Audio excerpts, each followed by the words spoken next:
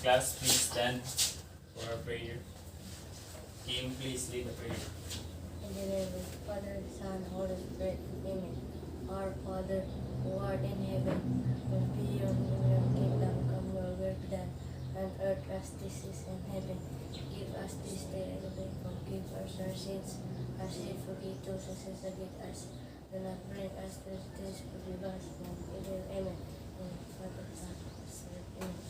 Good morning, class. Good morning, Sir Odal. Okay, before you take your seat, please arrange your chairs and clean up your desk. Okay, let me check first with the attendance. Stay present when your name is called. Dylan? Yes, present. Kim? Present. Okay, very good. Perfect attendance. So, previously, we discussed about introduction to statistics. So, what is, as a recap, what do you mean by statistics? Gerard?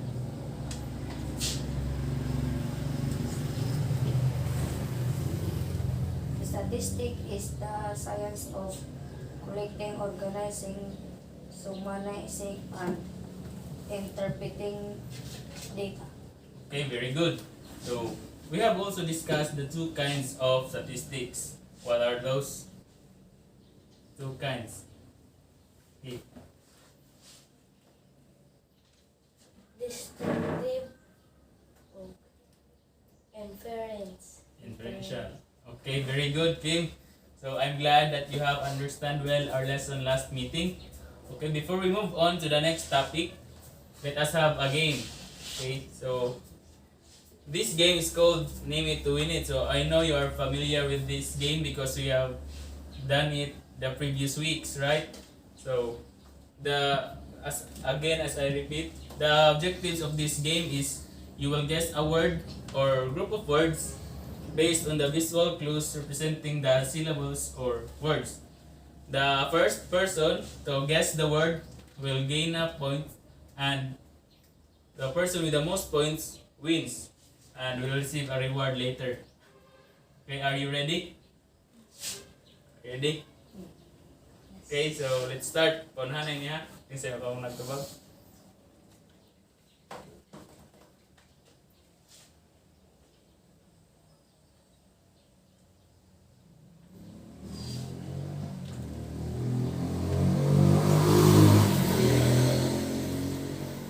Erase, welcome to who want to answer. Or you have already found the answer. Okay, Gerald. Data collection. Okay, very good. 1 point for Gerald. The answer is data collection. Second word.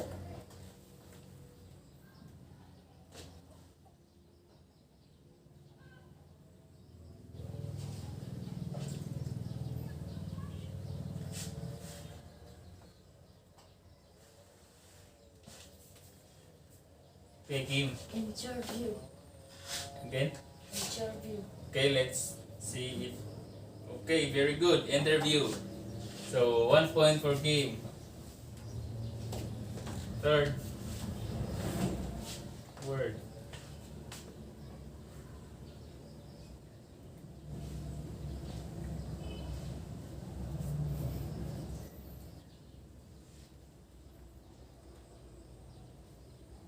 Okay, Gerald. Questionary. Again. Questionary. Questionnaire. Argument. Questionnaire. Okay, very good. So, 2 points for Gerald. So, the answer is questionnaire. Questionnaire to Next. Next word.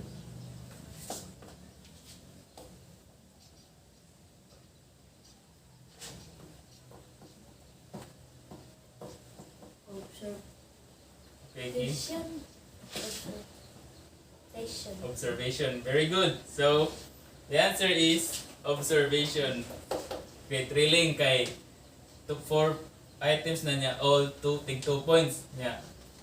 5 items man tanan, so mo na niya ang deciding last. Deciding na last. pang tiebreaker. So, ready naman pang last. So, panhanay ha. Last word to break the tie.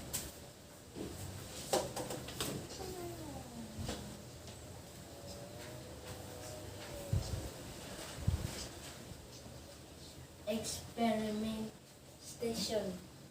Okay, very good. Experimentation. So, we have a winner. Let's give a hand to Kim. So, later you will receive your reward after the class. So madyo kay nakuha ba yun? Experimentation. So, okay, let's give a hand. So, everyone, thank you for your participation. So, based on the activity you have done, what do you think? What have you observed?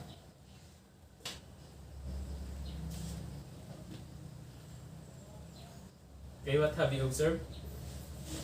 Notice. They are used to gather Information. information. Okay, thank you. So, these words are used to collect or gather information. So, what do you think is our topic this morning?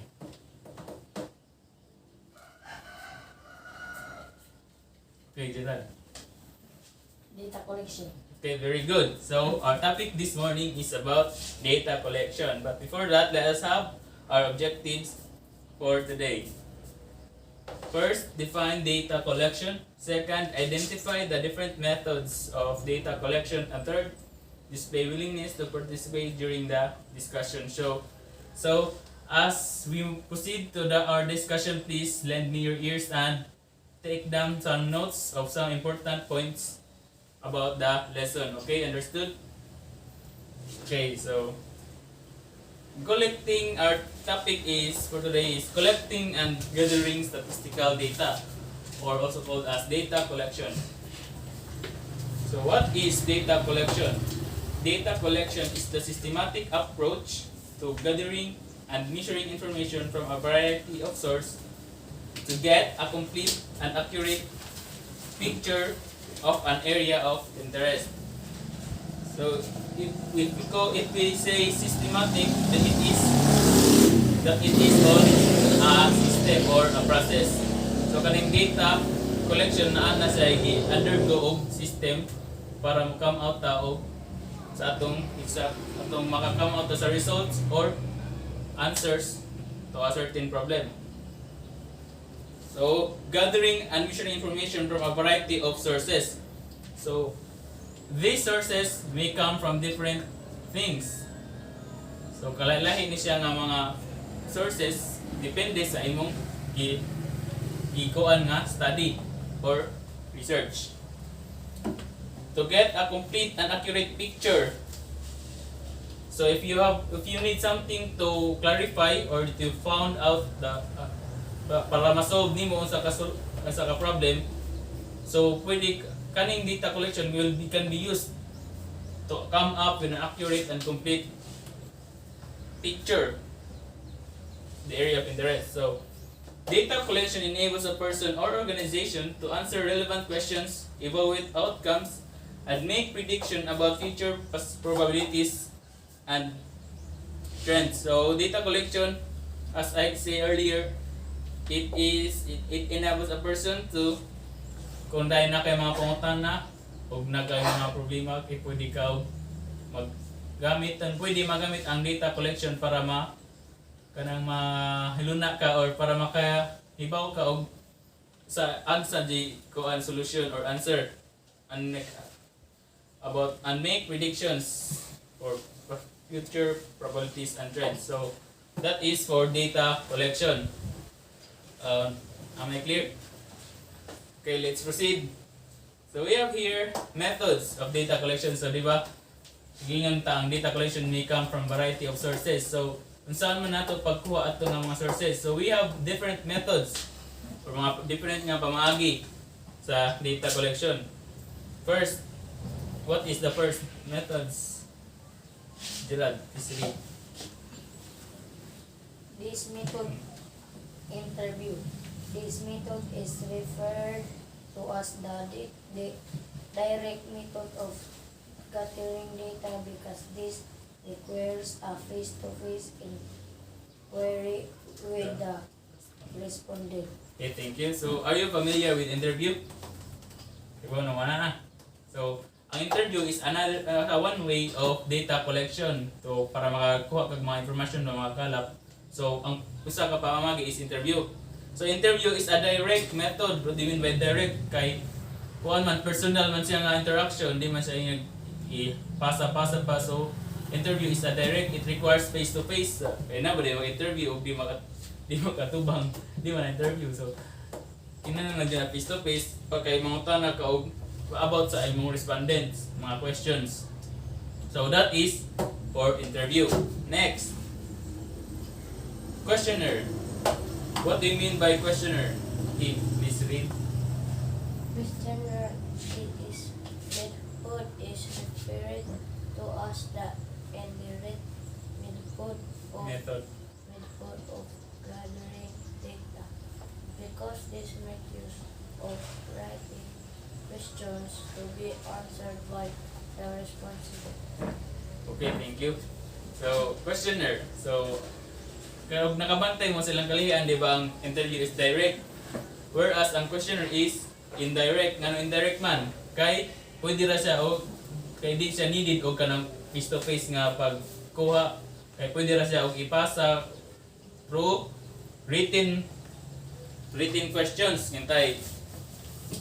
Kanang kuan katong kanin mo si giwat last week katong naghimo mo og kuan mga survey without mao to example of questionnaire kay mao to gamiton para mo answer ang inyong mga respondents. So indirect ways dia kay pwede ra man og imo ra jang ipada ibilin di na require og face to face. So that is for questionnaire. Okay, next. Third method of data collection is observation. This method makes use of the different human senses in gathering information. So, ang observation kay lahi siya sa duha kay kinahanglan warag ang imong gamiton kay imong senses. Unsa man to mga 5 senses nato? Human senses kay nang mo? Human sense. Sense of sight, sense of touch, kaya nang daron, sense of smell, sense of taste, sense of hearing. Mao na sila mga human senses. So mao na ang kinahanglan sa observation. Mag-observe ka, magtanaw kantay. Imong observation kanang sa kuan, kanang stars, kitay scientist ka or astronaut, di ba? Ang mag-observe ka nga kada gabi ka magtanaw sa skies ug nabay movement sa stars niya na sa moon. So imo nang ilista ang movement. So mo na example sa observation. Another example kanang mga doktor, kinig mag-injection sila. Di ba, huwatan pa mga kadiyatan awon o isa na by effect sa bakuna. Mo na example of observation. Observe. Okay, gets? So, with that, by observing, makaget pagkag information nga sa imong respondent. So, isa naitabo din sa nga na. So, effect, mo na ang observation. The third way of methods in data collection. So, next, fourth methods. We have here registration or census. Yung sa man siya, please read. This method requires the enactment of the law to take effect because it needs the participation of a large, if not the entire population. Okay, thank you. So, nakinumdum mo katong naghisgutag population. Diba naman ito census, population is to census, sample is to basta kay sample is to subset is to sample. So registration or census, diba kaning census kay katibuk-an man ni. So di ni siya basta-basta nga way sa methods on data collection kay kinahanglan siya og law. Kinahanglan ka og nay law para mo effect nga or tagaan kag permission to conduct a registration or census for your study. So as you can see in the picture na yung mga kanang mga countries kanang mga census kay di ba mo to studyhan katibukan man so mo di dyan na basta so hassle ni di easy way of data collection kay it requires the enactment of the law to take effect. So that is for registration or census. Okay, next method of data collection, experimentation. So what do you mean by experimentation? Please read, Kim. This method is usually conducted in laboratories where experiments are subjected to some aspects of part of the cause and effect relationship. Okay, thank you. So, experimentation, familiar na dyan man ang experimentation. Murag na experiment na siguro pag elementary nito. Nana, ano sa inyong nahimdaman nga experiment? Koto? Ang dagin sa man? Ning dakot. So, mo na siya example sa experimentation kay nawadawa naman as laboratories.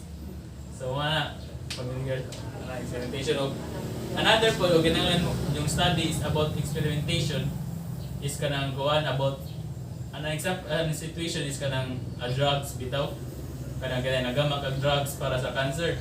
So na kay mga respondents ay mga respondents imo nang ibay group. So ang first group mo to imong gitagaan og high dosage. Yang second group is low dosage. Yang third group is murag kuan or placebo effect. Pero mo to siya ang gitawag nato nga control group. Yang first two groups is experimental group. So ang purpose na is ma-identify ang effectiveness sa drugs. Mao na siya, for example po na siya experimentation.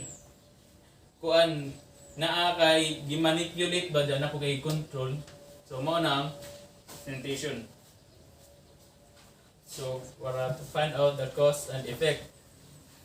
So nakasuway lang mo experimentation kami sa elementary kay wa man may kasuway experiment. Wa mo man yung mga gamit. Mo ra to yung experiment katong puto. Wa na lain. Daganday. Okay, so let's proceed. So we have here for the last methods of data collection, which is previous information. These are search for relevant information from newspapers, magazines, World Wide Web, etc. So, kanis yung previous information is a way of data collection or gathering by searching for old studies, newspapers, magazine, di ba newspapers, magazine kay no na naman with such information. So, ato ra daw ka magkuha is an pwede siya makonsider nga methods of data gathering, previous information. So, that's it for the 6 methods of susbon ko. Sa itong una, interview. Sa itong button sa interview, face-to-face, the direct method. Yang questionnaire, indirect, katong magkuhan ng papel, pansiran. Yang observation, sa itong observation, magamit og census na. Yang registration or census mo to ang katibukan nga magapan og law for take effect, and experimentation and previous information. So any more questions? Na?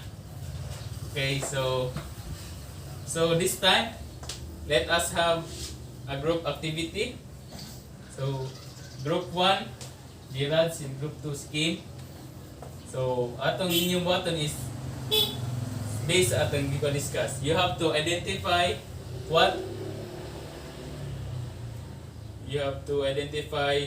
the methods of collecting and gathering statistical data described in each item. So for items, you will have to identify atong discussion niya insa man na siya na methods. Okay, so start now. Pwede ra 1/4.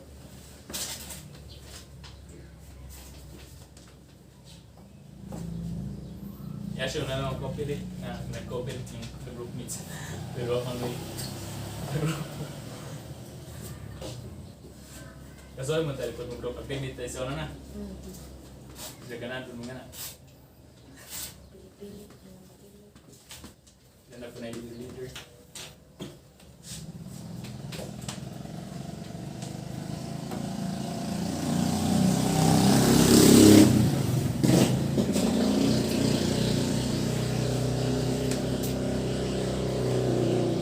So ang yung score dani is idugang sa yung points sa ini sa atong quiz later. So parang ano ni? Parang ni group 1 o group 2.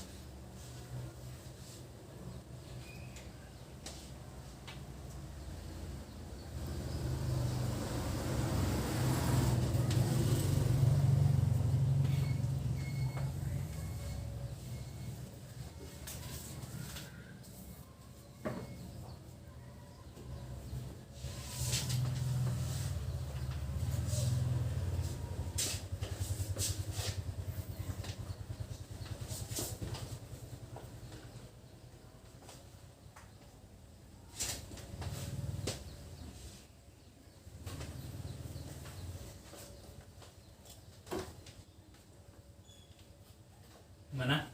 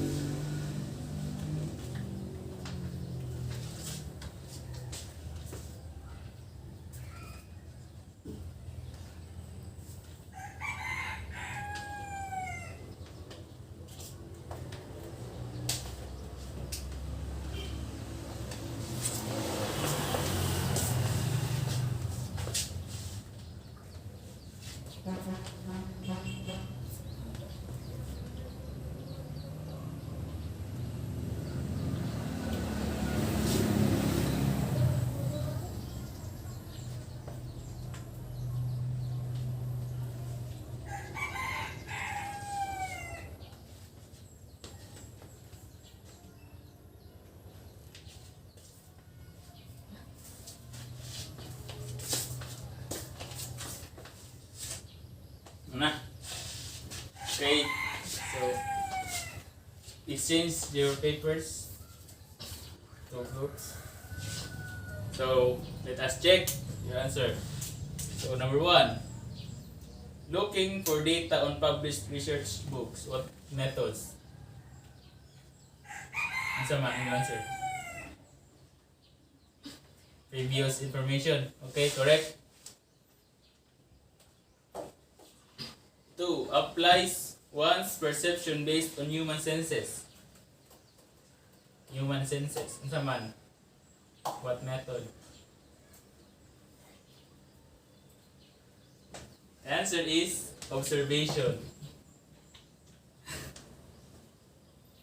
Ano pa yun na wrong? 3, actual and live questions and answer conversation. Actual and live questions. The answer is interview. Correct. Last, done through answering written questions. So, klaro na ka sa written questions. The answer is questionnaire. Okay, count all the scores times 2.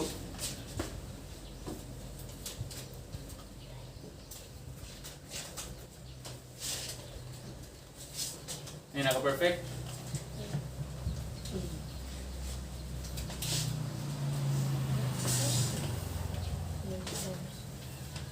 One naman na po. One, four.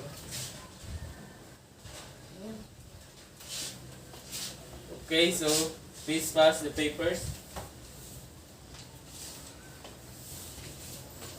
Okay, so for group 1, they have 2 points. So group 2 has 8. So give a hand. So group 2. So kanang score ninyo idugang ni sa andang kuan ninyo quiz. Okay, so one of my questions. Ikaw group 1 nganong naro mo ganto? Ano man? Nakalimot ka? Or nawa nalihat ra ka? So sunta di ba human senses man, so observation jud.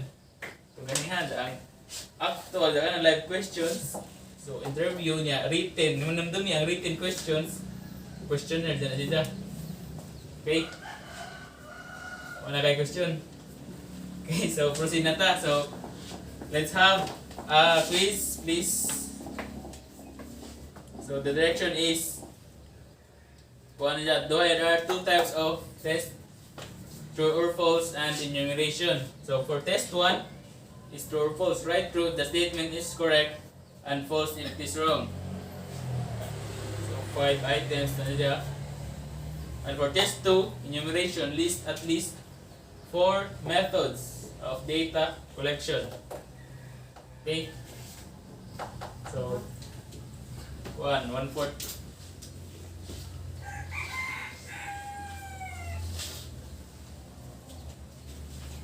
Sige, you may start now.